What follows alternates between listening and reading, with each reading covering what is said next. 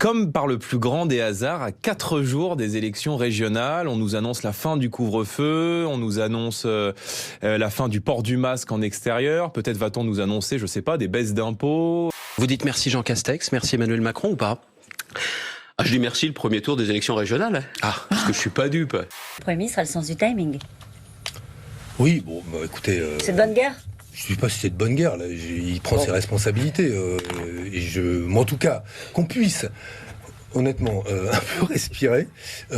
Qui s'en plaindra? Si je faisais du mauvais esprit, je dirais 2 jours avant les élections régionales, est-ce un hasard? Vous y répondrez, tout le monde y répondra. Aucun rapport. Je crois pas du tout que les Français puissent imaginer qu'on adapte les règles ou que nous faisions la pluie et le beau temps sur l'épidémie en fonction d'une élection territoriale. Enfin, ça n'a pas de sens. Et la question qu'on se pose, c'est, et on a quel cadeau la semaine prochaine? Parce qu'il y a un 2e tour des élections régionales, donc on a forcément une bonne nouvelle qui va arriver. L'épidémie, c'est pas nous qui en... C'est bon. Merci. Qui en rythmons les choses. Voici des images que le ministre de l'Intérieur ne veut plus voir. Dans sa note adressée au patron de la police, Gérald Darmanin réclame que soit menée une 50aine d'opérations dans les quartiers les plus impactés par les rodéos urbains. Si les ordres du ministre de l'Intérieur sont clairs, on procède à des interpellations. Si les procureurs généraux autorisent les perquisitions, enfin les visites dans les caves, eh bien dans ce cas-là, on va avancer. Si simplement on fait une circulaire pour dire saisissez des motos pour les détruire, on le fait déjà. Il s'agira notamment d'identifier préventivement les lieux de stockage, de saisir systématiquement les 2 roues et les quads pouvant être utilisés et d'initier des procédures judiciaires pour identifier les auteurs. Elle lève le poing en loup-boutin. C'est avec cette photo postée sur Facebook que la militante du collectif La Vérité pour Adama, Assa Traoré, a annoncé sa collaboration avec la marque. Je vous remercie chaleureusement de l'honneur que vous me faites en m'associant à votre campagne pour l'égalité et la justice pour tous, en y engageant votre prestigieuse marque.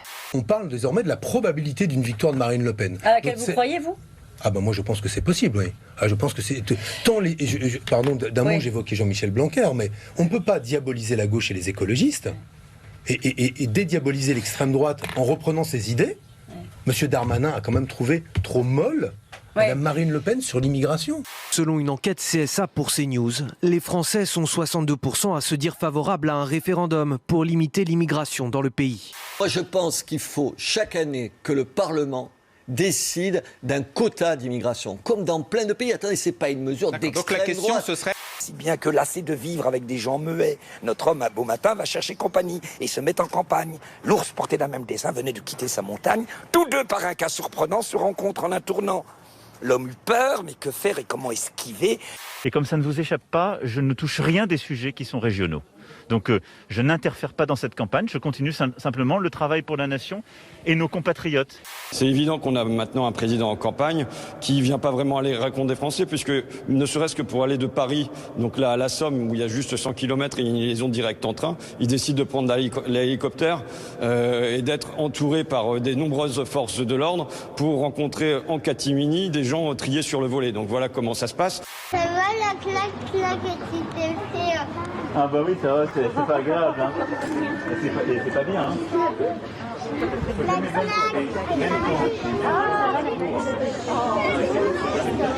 Elle a envie que ça s'en aille. Donc, c'est ça c'est le drame de la technocratie. Tu vois, il y a un moment sublime, mais il y a un truc à respecter. C'est comme la contrainte chez La Fontaine. Au milieu de la contrainte, il y a de la liberté.